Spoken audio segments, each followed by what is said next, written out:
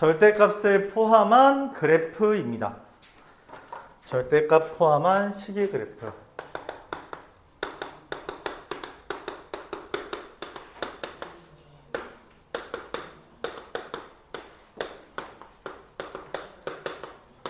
절대값 포함 시기 그래프. 절대값을 포함하는 형태는 우리가 지금 여기 파트에서 제안하는 게 네 가지가 있습니다. 네 가지 중에서 두 가지는 굉장히 중요하고 두 가지는 조금 등한시하는 파트예요. 그 역함수 밑에 있는 부분이에요. 지금 하는 거. 역함수 밑에 있는 부분입니다. 자, 그래서 그 형태를 일단 이야기해 보려고 해요. 이거는 뭐 그러니까 어떤 사례가 없이는 설명하기 힘들기 때문에 사례를 좀 가져오겠습니다. 얘에 대해서 우리가 절대값을 붙일 수 있는 아이디어가 네 가지 있대요. 첫 번째, 전체의 절대값 붙이는 경우. 두 번째, x에만 절대값 붙이는 경우. 세 번째, y에만 절대값 붙이는 경우. 네 번째, x랑 y에만 붙이는 경우. 전체에 더 붙이는 게 아니라. 이렇게 네 가지가 있습니다. 이 네 가지에 대해서 그러니까 이야기를 하면서 그래프를 그려보도록 해볼게요.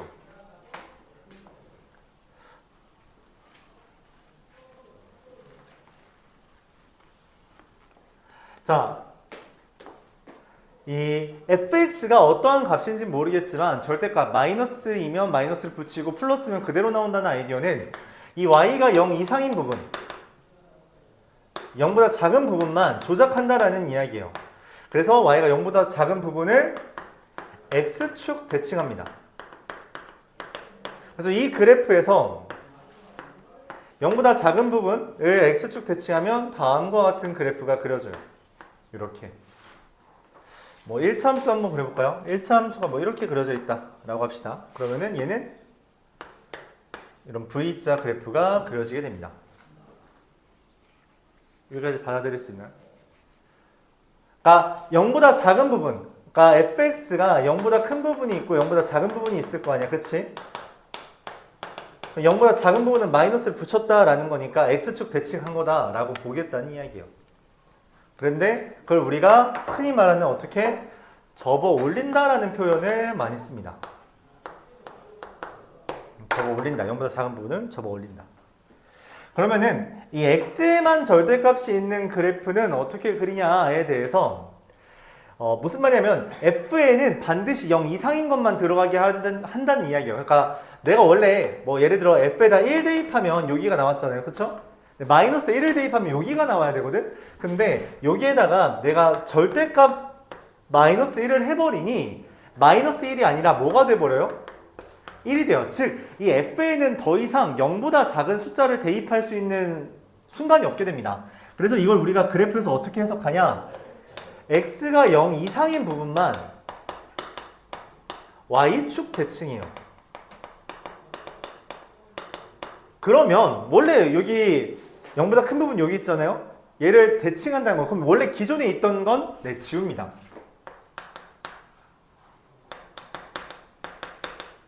삭제해요. 그래서 그래프가 다음과 같이 그려지게 됩니다. 다음과 같이 그려지게 돼요. 뭐 쟤는 어떻게 그려져요? 여기 있는 걸 대칭하는 거죠. 그래서 기존에 있던 부분을 지워버립니다. 그럼 절대값 y는 fx라는 건 무슨 말이냐면 어쨌든 방정식이거든. 그럼 fx 아까 말했다시피 f에다가 내가 뭐 예를 들어 1을 대입하면 어떤 음수가 뜨잖아. 근데 그럼 내가 f에다 1을 대입해서 음수가 나와야 되는데 그럼 이건 뭐 마이너스 뭐가 나와야 되죠. 그럼 y에다 뭘 대입해야 절대값 y가 마이너스가 뜨죠. x에다 1을 대입하면 음수가 될 것 같다. 그치? 근데 그럼 절대값 y가 마이너스인 뭔가가 있어야 되잖아. 근데 절대값이 마이너스가 될 수 있어요? 아니요. 없죠. 그래서 애초에 얘를 뺍니다. 그래서 지워버려요. 그래서 아이디어는 다음과 같습니다. y가 0 이상인 부분을 x축 대칭한다 라는 건데 그럼 기존에 y가 0보다 작았던 부분은 어떻게 하냐? 여전히 삭제시켜버립니다. 그래서 그래프가 좀 특이하게 그려져요. 이렇게 그려집니다. 기존에 0보다 작았던 부분은 그냥 지워져요. 없습니다. 없게 돼요. 그럼 쟤는 어떻게 그려져요? 1차 함수는 이렇게 그려지죠. x축 대칭합니다. 좀 특이하죠. 그러면은 얘는 이거랑 이거니까 얘랑 얘를 혼종한 거죠. 맞아요? 그래서 x랑 y가 둘 다 0 이상인 부분, 즉 다시 말해서 1, 4분면에 있는 것을 x축, y축 거기다 원점까지 대칭을 합니다. 저 둘을 혼종했다고 생각해서 f의 절대값 x의 그래프를 그린 다음 거기에서 0 이상인 부분만 접었다라고 생각해주면 좋아요. 그래서 실제 그래프가 이렇게 그려집니다. 그러니까 이 부분이 지워진 거예요. 여기만 대칭한 걸 이제 y축 대칭했다라고 보면 되겠고요. 그래서 쟤가 좀 특이하게 나오죠. 쟤도 역시나 특이하게 나옵니다. 자, 이렇게 네 가지가 존재하게 돼요. 다 기억하시길 바라고요. 자, 아까 말했다시피 두 개는 좀 자주 나오지만 두 개는 잘 안 나온다고 했죠. 중요도를 이야기하자면 별 3개 반드시 알아야 됩니다. 이건 못 그리는 순간 그냥 안 돼요. 범위를 나누어서 그린다고 생각하지 마세요. 오래 걸립니다. 실제로 범위를 나누기가 좀 애매해질 순간도 있을 수 있어요. 그렇게 하라는 문제들이 아닙니다. 얘는 2개. 이거까지는 그래도 중요하다. 자손 등장합니다. 사실 여러분이 이미 봤어요. 2차 부등식 파트에서 이미 봤습니다. 2차 부등식 파트에서 이거에 대한 문제가 있었는데 그땐 여러분이 이렇게 풀지 않았어요. 어떤 문제가 있었냐면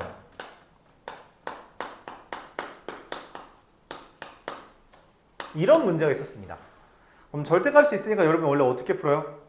x가 0 이상인 부분, 0보다 작은 부분 나누어서 식 따로 쓴 다음에 각각 부등식을 풀었죠. 원래 그렇게 푸는 문제가 아닙니다. 얘는 x제곱 마이너스 4x 플러스 3이 얘의 그래프를 그립니다. 그럼 이렇게 그려지죠? 맞아요. 절편 기준으로 그리는데 절편이 명확하게 1과 3이 나오죠. 걔를 x축 대칭합니다. 그래서 해는 1과 3, 마이너스 3과 마이너스 1. 이게 답이에요. 이렇게 푸는 문제입니다.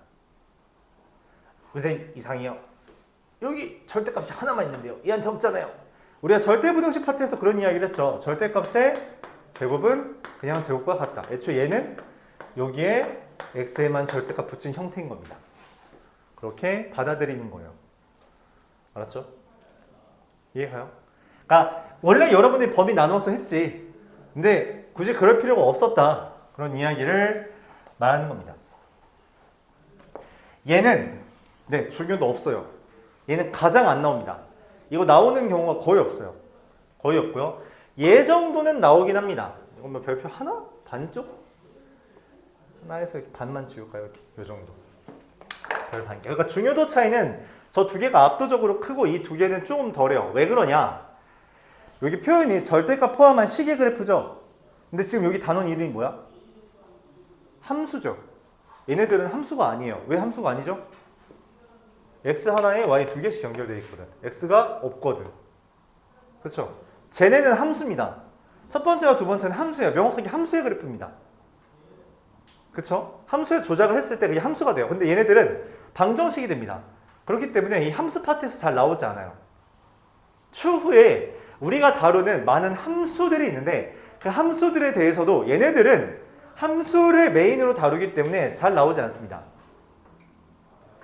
이 단원 이후로 우리가 함수를 꾸준히 다룰 텐데 함수들에 대해선 얘네들은 굳이 다룰 이유가 없다. 하지만 말했죠. 함수죠. 그래서 반드시 얘네들은 그릴 수 있어야 돼요. 이해할 수 있어야 됩니다.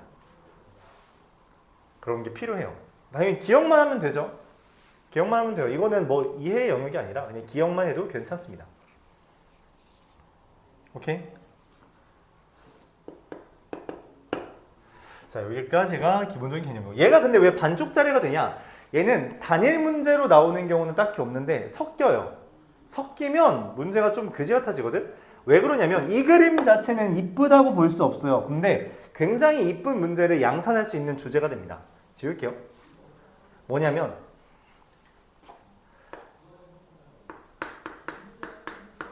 이런 문제가 있다는 거죠. 얘의 정체는 x 플러스 y는 4에다가 x랑 y의 절대값을 붙인 거죠. 근데 이 그래프가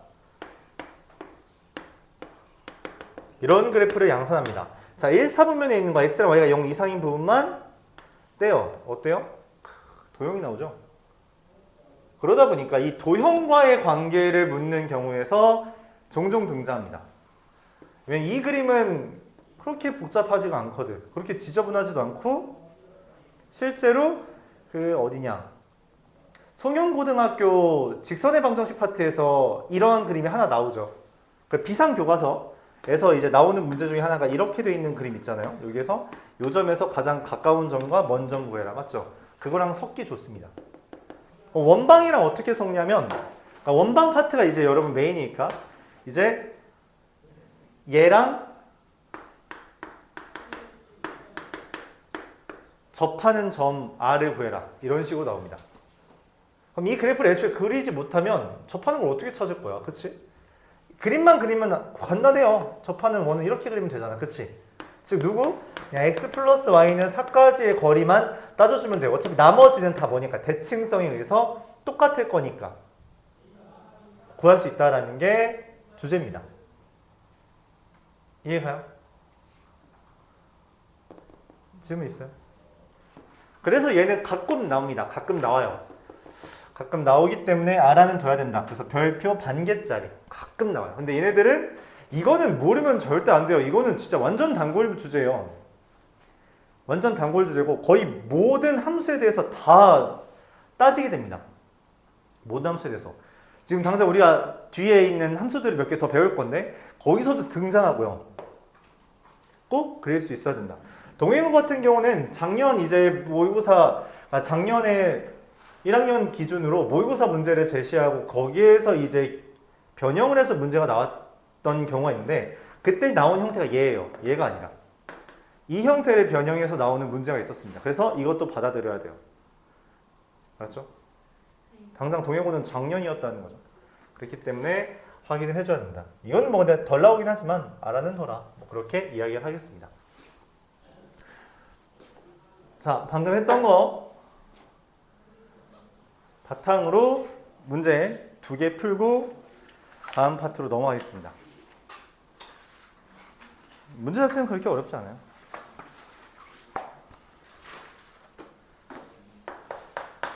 569번 보겠습니다. 어차피 다 고만고만해서 얘한테 차라리 설명하고 싶은 게 있네요. 자, 요런 게 있죠. 얘가 y는 fx인데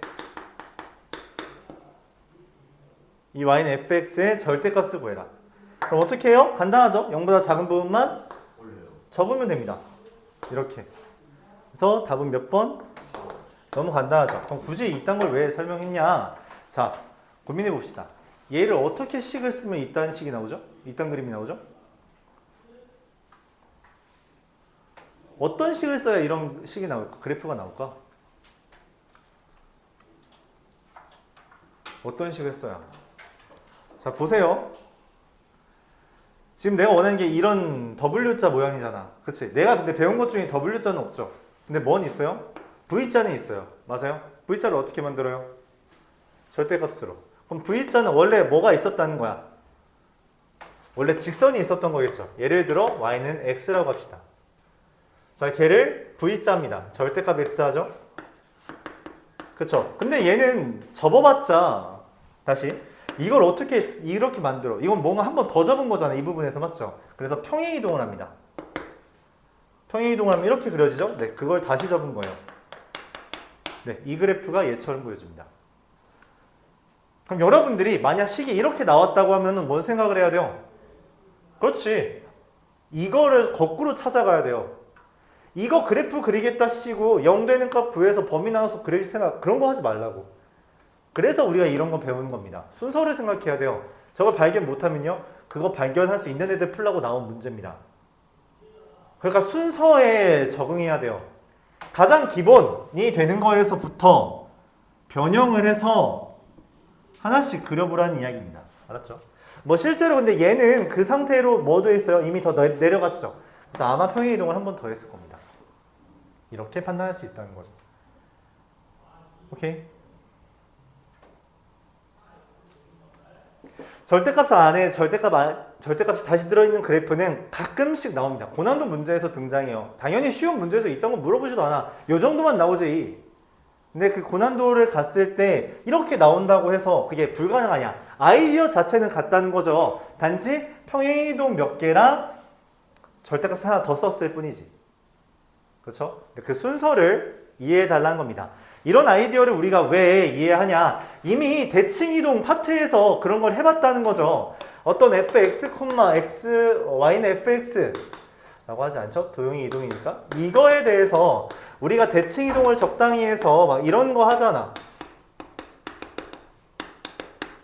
자, 이거 어떻게 이동했는지를 한 번에 알아볼 수 있어요? 못 알아보지. 그래서 어떻게 했어? 단계를 나누어서 생각했다는 거죠. 그것처럼 마찬가지야. 이것도 아까 그 절대값 그래프도 한 번에 생각하는 건 당연히 안 되지. 단계를 나누어서 생각해야 된다는 거예요. 그런 주제를 말하고 있습니다. 그러니까 일맥상통하다는 이야기예요. 상황 자체가. 오케이? 그런 이야기입니다. 자, 576번은 사실 우리가 부등식 파트 할 때 그래프 그리는 거 설명했었죠. 맞아요? 여기서 다시 한번 나온 건데. 그치, 바가지 모양처럼 생긴 거. 근데 그거는 다시 해보고요. 내가 설명하고 싶은 건 이거. 왜냐면 여기선 꼭 다시 한번 강조하고 싶은 게 있으니까. 자, 얘는 그래프 좀 자주 나오는 문제입니다. 572번은 좀 자주 나오는 주제라고 생각해 주면 좋겠어요. 학교 불문하고 나옵니다. 뭐 어렵지는 않지만 쉽지 않으니까. 이게 y는 3 절대값 x-1의 그래프죠. 내가 원하는 건 뭐냐면 얘랑 y는 x 더하기 2 더하기 3이 만난대요. 이게 무슨 말이야? y는 x 더하기 뭔 소리 하는 거야? m의 x 더하기 2 더하기 3. 이게 의미하는 게 뭐죠? 기울기가 m으로 마이너스 2,3을 치는. 맞아요. 저 표현이 등장해야 됩니다. 여러분 머릿속에 이걸 보자마자 이거 마이너스 2, 마이너스 3 지나네? 여기 지나네 라고 생각을 해야 돼요. 젠장. 고마워요. 여기를 지나네 라고 생각을 해야 돼요. 그럼 저걸 지나는 직선이 저 하얀색과 만난다고 했습니다. 그럼 처음 만나는 순간이 언제예요? 요 점 지날 때겠죠. 맞아요? 그럼 요 점 지난 다음부터는 기울기가 커질 때마다 어때요? 계속 만나지? 그럼 또 언제 안 만나게 돼요? 그럼 또 언제 만날 수 있을까? 이렇게 기울기가 커지면 무조건 만나네. 그쵸? 이거밖에 없나요? 기울기가 마이너스여도 만날 수 있죠. 이해가요? 한번 이걸로 볼까요? 자, 요 점을 지나는 직선인데 맞지? 얘에서부터 그러니까 이 직선이 이렇게 있잖아. 이러면 지금 안 만나죠? 안 만나는 상태예요. 그러다가 기울기가 커지면 만납니다. 만나요. 계속 만나요. 계속 만난다가 이렇게 되면 안 만나죠. 얘는 실제로 기울기가 없는 직선이기 때문에 저런 형태로는 표현을 할 수 없습니다. 이건 무시해요. 근데 이렇게 돼도 만나죠. 맞아요. 이 뒤에서 만나잖아. 그치? 그럼 언제 안 만나요? 맞아요. 평행할 때 라는 아이디어까지 우리가 가져와야 됩니다. 자, 그래서 내가 찾아야 되는 건 첫 번째 요거 언제 1,0을 지나는 경우 라고 하는 것과 그리고 두 번째는 언제? 그쵸? 기울기가 얼마일 때? 얘 기울기 얼마예요? 그쵸? 마이너스 3일 때를 따져주면 됩니다. 여기랑 여기가 이제 경계가 되겠죠. 이걸 바탕으로 범위를 따지면 1,0 지난다라는 건 뭐예요? 얘한테 1,0 지난다 하면 m은 마이너스 1인가요? 그래서 m은 마이너스 1보다 이상이거나 기울기가 마이너스 3일 때 평행해서 안 만나죠? 안 만나는 범위잖아. 그치? 그러니까 마이너스 3보다 작다. 이렇게 문제를 풀어주면 된다는 거죠. 그럼 이거랑 이거 사이에 있는 m이 아닌 값 누구예요? 마이너스 2분의 5. 그렇죠. 2번 마이너스 2분의 5가 되겠다. 그래프를 그려서 확인해 달라는 겁니다. 절대값을 포함한 어떠한 그래프를 제시할 수 있고요. 그것과의 관계를 묻는 문제가 출제된다. 사실 여기 유형 25에서 제일 많이 나오는 거는 572번입니다. 다른 건 사실 그렇게 많이 나오는 주제는 아니에요. 572번은 학교 불문하고 언제든 나올 수 있다. 알았죠? 이제 좀 어렵게 나오고 싶으면 저 절대값 그래프만 이상한 거 내면 돼요. 2차 함수 아니면은 뭐 우리가 오늘 배울 유리함수, 무리함수 그런 걸 내면은 알아서 여러분들이 자빠지기 때문에 이 아이디어 자체를 일단 기억하는 게 우선이다. 여기까지 하겠습니다. 질문이 없다면 바로 유리함수로 들어가죠. 자, 유리식 파트는 설명하지 않겠습니다. 유리식은 넘어가겠습니다. 왜냐면 학교 시험에 안 나오니까, 좀 심하게 안 나오니까 그냥 안 하겠습니다. 알았죠? 시험 대비는 요거 딱 그냥 교과서에 요거에 관한 문제들이 몇 개 있거든? 그것만 신경 써주면 돼요. 알았죠? 그래도 이제 혹시 모르니까 분수 계산하는 것 정도만 약간 이야기하고 넘어갑시다.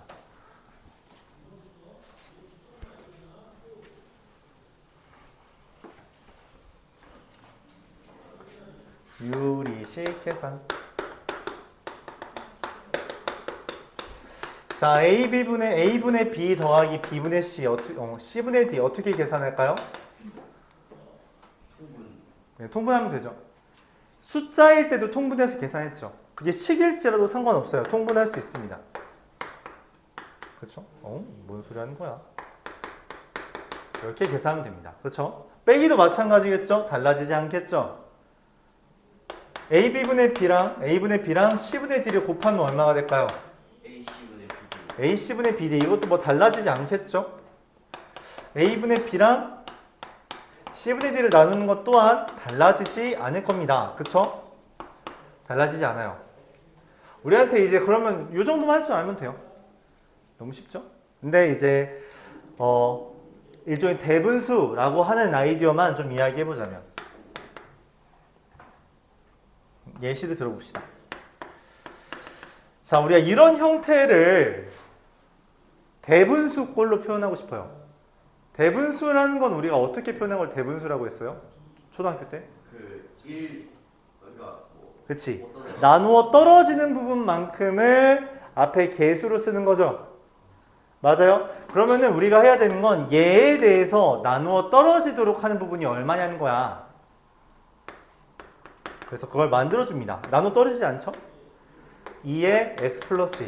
우리가 다항식의 나누기에서는 개수만 비교해주면 되잖아요. 그쵸? 그러니까 x 플러스 2에 대해서 2의 x 플러스 2를 써줍니다. 개수를 맞춰주기 위해. 그러면 당연하게도 상수 부분이 다르죠? 얘는 상수가 얼마고 얘는 상수가 얼마고 그럼 그걸 맞춰주기 위해 빼기 8만 해주면 되는 겁니다. 그럼 얘는 우리가 약분을 이렇게 사랑하는 마음으로 하트로 해주면 2 마이너스 x 플러스 2분의 8 이렇게 바꿔주는 걸 우리가 이제 대분수 형태로 바꿨다.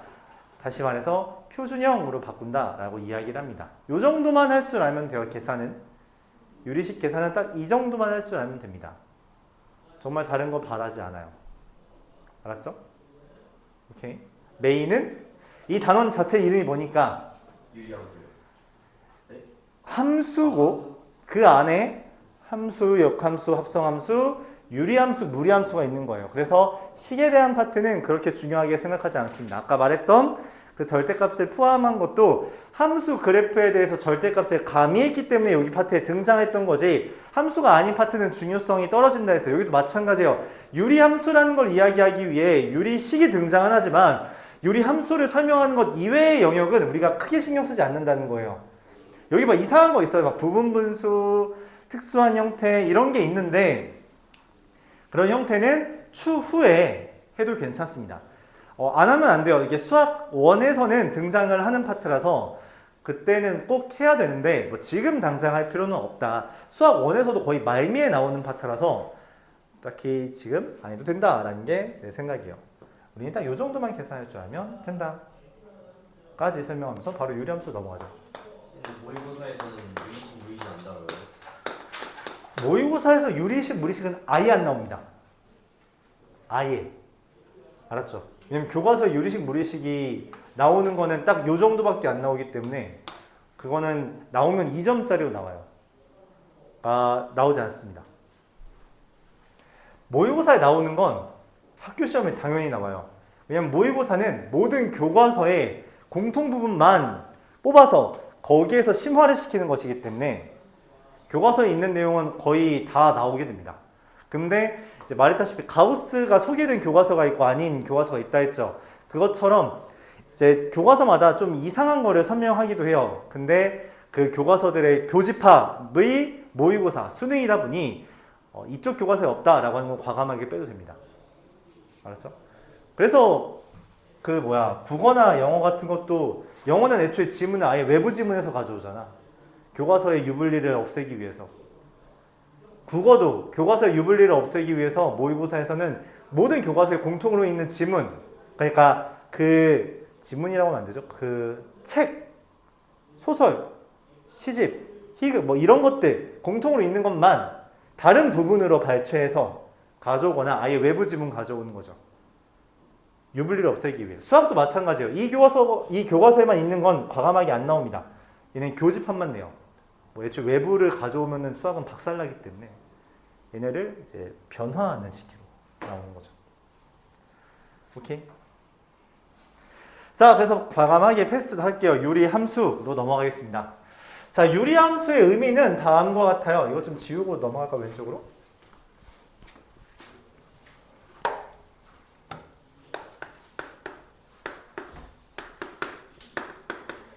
유리함수라는 것은 y는 유리식이 있는 형태를 유리함수라고 합니다.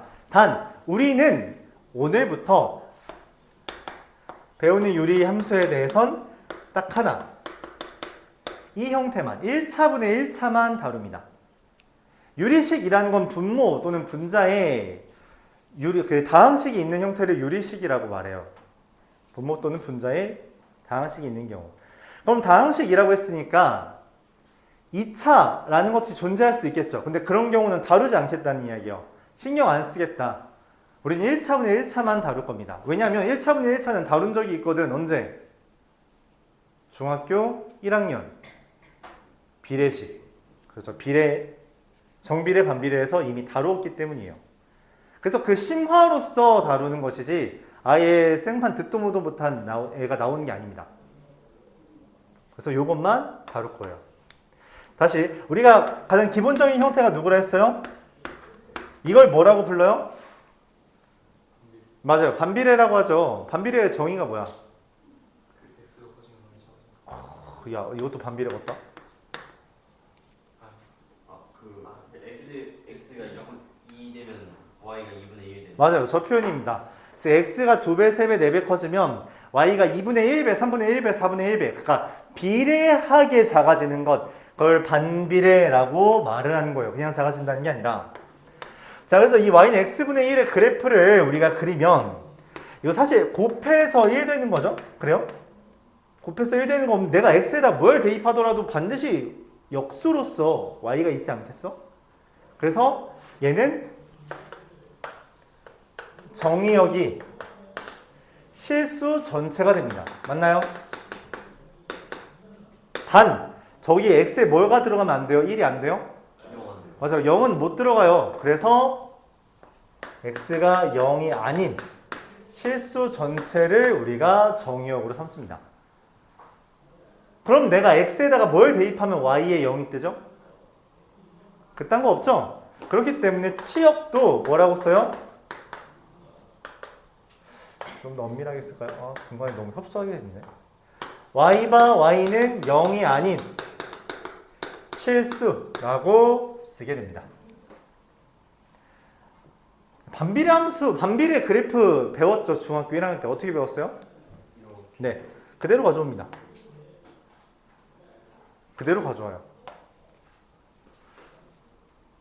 진짜 그대로 가져옵니다. 그럼 좀 달라질 수도 있겠죠? 뭐에 따라? 이 개수를 변화시키면 달라질 수 있을 것 같아요. 얘가 y는 x분의 마이너스 1이 됩니다. 그러니까 음수가 뜨면, 그러니까 그 양수일 때는 1, 3, 4분면에 존재하지만 음수일 때는 2, 4, 4분면에 존재한다 라고 생각해주면 되겠어요.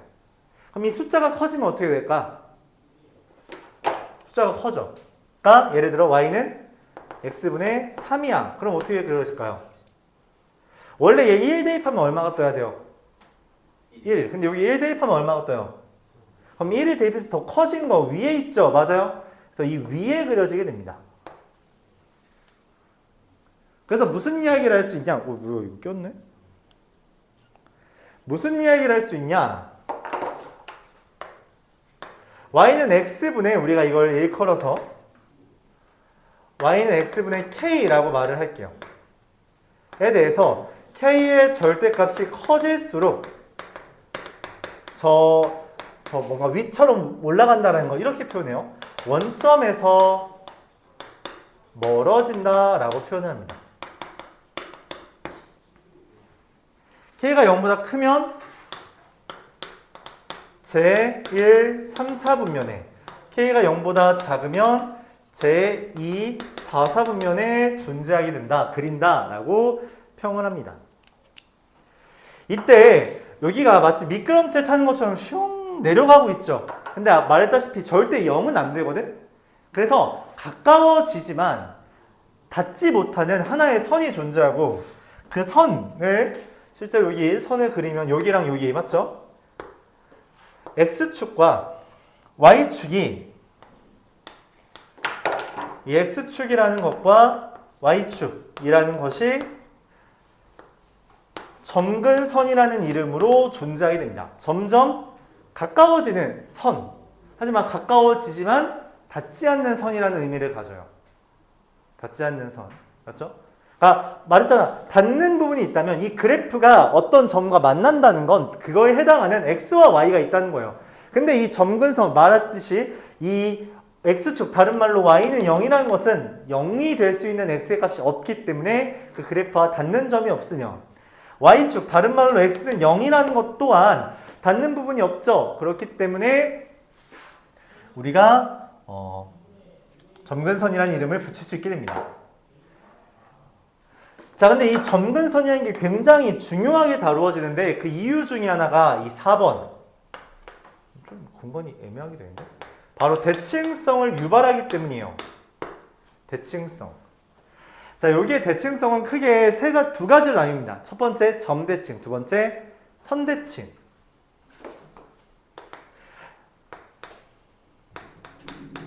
뭐냐? 저 점근선의 교점인 원점에 대해서 대칭이 됩니다. 점대칭이라는 의미가 뭐였는지 혹시 기억해요?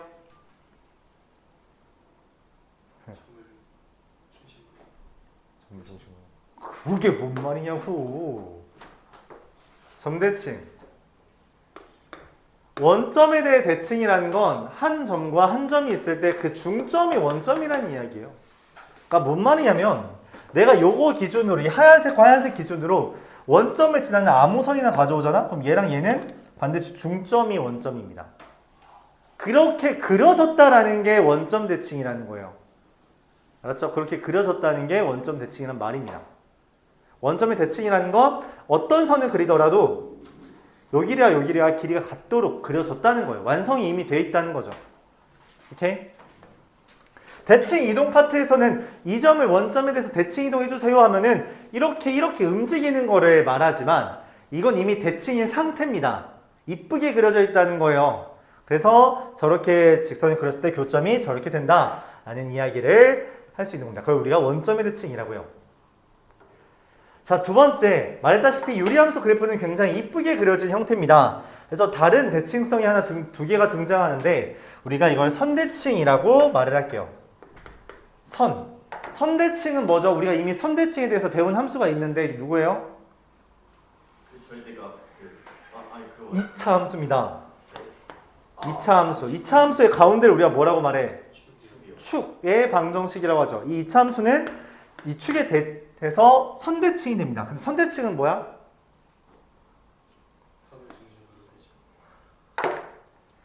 정의 돌려막기 하는 겁니다. 그런 짓 하면 안 돼요. 알았죠? 그런 돌려막기로 하는 게 아니라 선대칭이라는 거는 이 선을 기준으로 이 한 점을 선에 수직이 되도록 방향을 진행하면은 그 나오는 교점이 길이가 반드시 같다 라고 하는 게 선대칭의 의미입니다. 그러니까 이 선을 기준으로 접었다고 했을 때 그 접은 모습이 똑같다 라고도 말하고요. 우리가 대칭 이동 파트에서는 이걸 데칼코마니처럼 움직였다라고 말을 하죠. 그래서 역함수 그래프도 y는 x에 대해서 뭐야? 선대칭이잖아. 이렇게 생긴 애가 얘에 대해서 데칼코마니 하면 이렇게 그려진다는 거죠. 이런 게 선대칭이에요. 얘를 y는 x에 대해서 수직인 방향으로 이동시켰을 때 만나는 점들, 이렇게 생각하는 게 선대칭입니다. 그럼 쟤한테는 누구냐? 왠지 이것도 비슷하겠죠? y는 x에 대해서 대칭성이 가져집니다. 네, 이것만 되냐? No! y는 마이너스 x에 대해서 대칭이 돼요. 즉 무슨 말이냐면 이 흰색만 기준으로 설명할게요. 흰색 기준으로 이 주황색에 대해서 이렇게 접었을 때 펴도 아무 변화가 없다는 거예요. 그러니까 얘 같은 경우는 이것만 있으니까 여기다가 접었을 때 원래 새로운 게 생긴 거잖아. 그치? 새로운 게 생긴 거죠. 근데 얘는 이걸 기준으로 접었다 펴도 변화가 하나도 없다라는 이야기예요. 2차 함수도 얘를 기준으로 접었다 피면 달라지는 게 없다 했잖아요. 근데 얘를 기준으로 접었다 피면 어때? 이렇게 그려지잖아요. 그쵸? 다르다고. 유리함수는 얘에 대해서 선대칭이 됩니다. 더불어 여기를 기준으로 접었다 폈을 때 이 하얀색과 하얀색이 어떻게? 똑같이 된다라는 이야기를 하는 거예요. 그걸 우리가 y는 x, y는 마이너스 x의 대칭이라고 이름을 붙입니다. 이것만 하면 너무 시시하죠, 맞죠? 이거밖에 없어요. 유리함수의 특징. 이거밖에 없습니다. 너무 간단하니까 뭔가 좀 더 변형을 해야겠다. 우리 함수를 배웠으니 얘를 이동시키자라고 생각합니다. 그래서 평행 이동을 해요. 자, 평행 이동하면 어떻게 돼요? y는 x분의 k라고 하는 것을 x축의 방향으로 p만큼, y축의 방향으로 q만큼 이동하면 어떻게 되냐?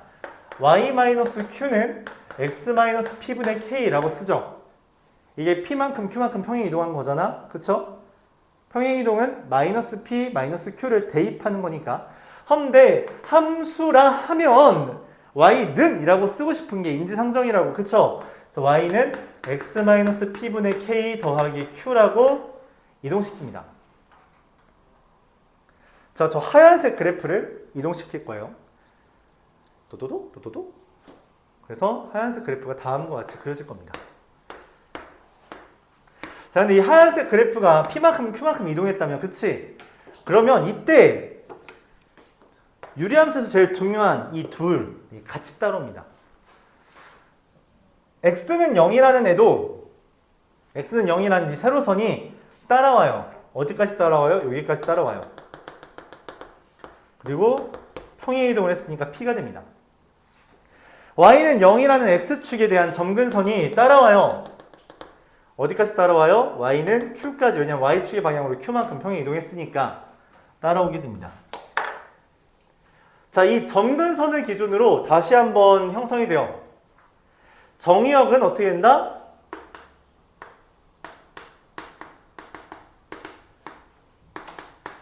x바 x는 p가 아닌 실수. 치역은 어떻게 된다? 누구 뺀 거? q가 아닌 실수. 즉 정의역은 어쨌든 우리가 분모가 0이 안 되게끔 해달라는 이야기예요. 왜냐면 분모에 0 되면 그딴 숫자를 우리가 배운 적이 있어요? 없다는 거죠. 그래서 우리가 배우지 않은 숫자는 취급하지 않겠다. 즉 분모는 0이면 안 된다라고 깔고 가는 거예요. 두 번째, k의 값이 커질수록 이 점 누구야? x는 p와 y는 q의 교점인 p, q. 그쵸? k의 값이 커질수록 p, q에서 어떻다? 멀어진다 라고 이야기할 수 있죠. 자, 점근선은 어떻게 된다 했어요? 그냥 그대로 온다 했어요. x는 p와 y는 q가 점근선이 된다. 자, 그럼 누구도 따라와요? 네, 대칭성도 따라옵니다. 대칭성은 어떻게 돼요? 원점에 대한 대칭? 노노. p, q의 대칭이 된다. 이렇게 이야기를 합니다. 그럼 저 선은 따라오죠. y는 x도 따라오고요. y는 마이너스 x도 따라옵니다. 이렇게. 그래서 특별히 이것만 우리가 이렇게 설명을 해볼게요. 뭔 말이냐면 대칭성은 이걸 우리가 뭐라고 표현해요? 점근선 교점의 대칭이라고 말을 할 거고요. 교재에서 얘는 표현되어 있지 않은데 적어주길 바랄게요. P, Q의 대칭이다 라고 하는 3번 옆에 기울기가 뿔마 1이고 점근선 교점 지나는 직선의 대칭이다 이렇게 쓰겠습니다. 진짜 들게 못 쓰죠.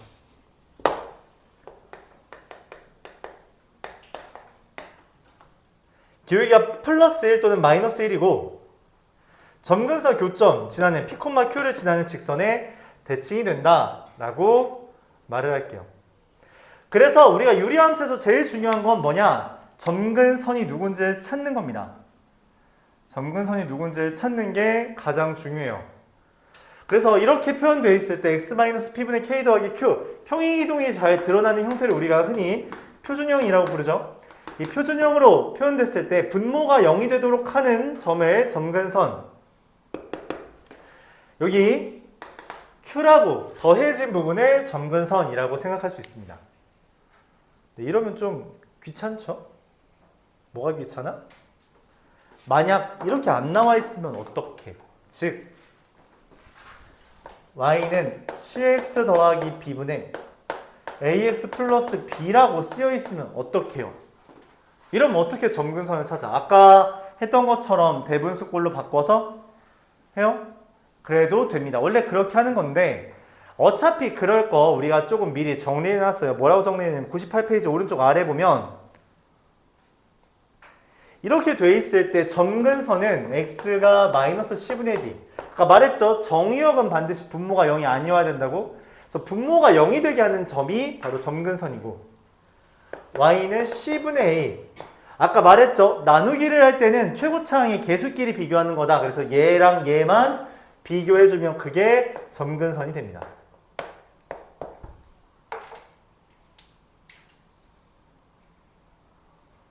여기까지가 유리함수 전체입니다. 라고 하면 좀 아쉽죠? 우리가 앞서 배운 것 중에 뭐가 있어요? 역함수라는 개념이 있죠. 역함수는 원래 어떻게 구해요? x랑 y 자리 바꿔서 배우죠. 그거 했죠. 그쵸? 그럼 얘도 x랑 y 자리 바꿔서 역함수를 구할 수 있을 거 아니야. 근데 유리함수는 역함수를 묻는 거의 모든 문제, 즉 8할 이상은 역함수를 구하라는 게 아니라 역함수의 정의, 즉 역함수 어떤 값이 되게끔 하는 그 역함수의 성질을 이용해 푸는 문제가 거의 다였어요.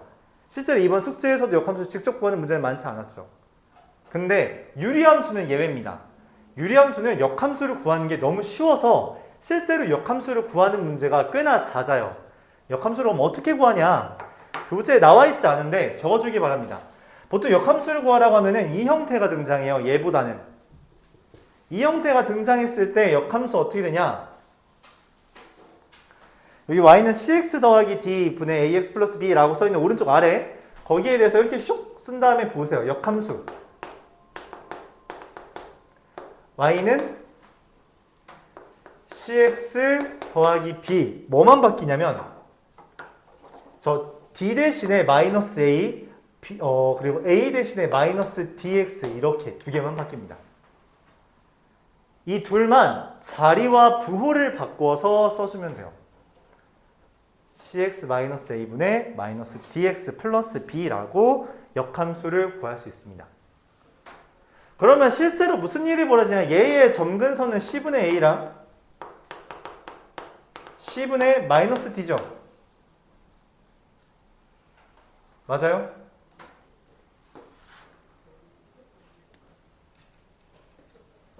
딱 뭐 어떻게 된 거죠? 이 둘이 바뀐 거죠. 왜냐면 역함수는 y랑 x의 위치가 바뀐 거니 점근선도 정확하게 반대로 나옵니다. 그래요? 여기까지 이야기할 수 있죠. 관련된 이야기 하면서 오늘 수업 마무리하겠습니다. 자, 시작은 유형 12부터 합니다. 유형 1부터 11까지는 나중에 학교에서 시험에 뭐 유리식 부분 어디 나온다고 하면 그때 채우는 걸로 할게요. 근래에 나오는 학교를 본 적이 없습니다.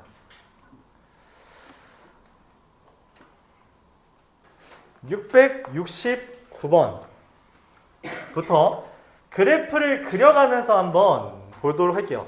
나는 거듭 말하지만 그래프를 이해하는 게 함수를 이해하는데 제일 좋다고 생각을 해. 그래서 여러분들도 그래프를 따라 많이 그려보길 바랄게요. y는 x 더하기 3분의 2x 빼기 3이라는 애가 있습니다. 익숙해집시다. 얘를 우리가 저 표준형으로 바꾸는 것도 괜찮지만 이거에서 바로 그래프 그리는 연습을 할게요. 그래프 그리는 건 뭐부터 하냐? 점근선부터 찾습니다. 점근선 누구예요? x는 마이너스 3, y는 2죠. 모든 유리함수는 점근선부터 찍고 시작하는 겁니다. 이쪽에 그려야 되네. x는 마이너스 3 그리고 y는 2를 점근선으로 찍습니다. 이때 유리함수는 이 점근선의 기준으로 여기에 그려지는지 여기에 그려지는지를 판단해야 돼요. 그쵸? 그건 원래 이 k라고 하는 것의 부호에 따라 결정이 됩니다. 근데 k를 구하려면 이거를 표준형으로 바꿔야 되잖아. 그치? 원래는 이렇게 구한다는 거죠. 이런 식으로. 근데 나는 굳이 이럴 필요가 없다고 생각해요. 왜? 뭐만 하면 되냐면 어차피 얘 아니면 얘만 그려지죠. y 절편만 따지면 됩니다. y 절편 얼마죠? x에 0 대입하면? 자, 요 점을 지나야 되죠? 4, 4분면에 그려졌죠? 얘 기준으로. 네, 그냥 이렇게 그리면 돼요. 굳이 우리가 표준형으로 바꿀 이유가 없습니다. y 절편만 찍어도 충분하다. 점근선 기준으로. 이해가요? y 절편 0,-1을 찍어서 그래프를 그렸습니다. 자, 문제에서 원하는 것은 치역이 5 이상 마이너스 7 이하래요. 치역이라는 것은 뭐의 범위야? y의 범위죠. y가 5 이상 y가 마이너스 7 이하가 된다 했어요. 이걸 만족하도록 하는 정의역에 속하는 정수. 그럼 정의역은 뭐야? 이 지금 색칠한 게 내가 찾는 치역이잖아. 그치? 정의역은 이거에 해당하는 x의 범위예요. 그럼 누가 x의 시작이야? 여기가 시작이죠. 또 누가 끝이야? 얘가 끝인 거 보여요? 그러니까 뭐만 찾으면 돼? 얘가 마이너스 7인 점과 얘가 5인 점을 찾아주면 정의역의 경계가 나온다는 겁니다. 그런가요? 자, 이거 구하면 x 얼마예요? 2요? 오, 정확하네. 이거 훌륭하다. 마이너스 2라고 하면 좀 더 나왔을 것 같아요. 자, 얘는 어떻게 돼요? x는? 그쵸. 마이너스 6이 나오겠죠. 아, 그럼 나는 x가 마이너스 6 이상, 마이너스 2 이하라고 하면 되나요? No. 왜냐면 중간에 무슨 일이 있어요? 비었습니다. 그래서 마이너스 3보다 작다. 이렇게 써주는 게 정확합니다. 자, 그러면은 몇 개예요? 5개인가요? 4개인가요? 마이너스 6, 마이너스 5, 마이너스 4, 마이너스 2 이렇게 해서 4개다. 이렇게 다룰 수 있죠. 그래프 그려서 확인하자는 거예요. 알았죠? 정의역, 치역 다루는데 하나하나 대입해서 하는 건 빡세요. 그래프를 그려가면서 이 그래프에서 다루어지는 부분이 어디 있는지를 확인하면 된다는 겁니다.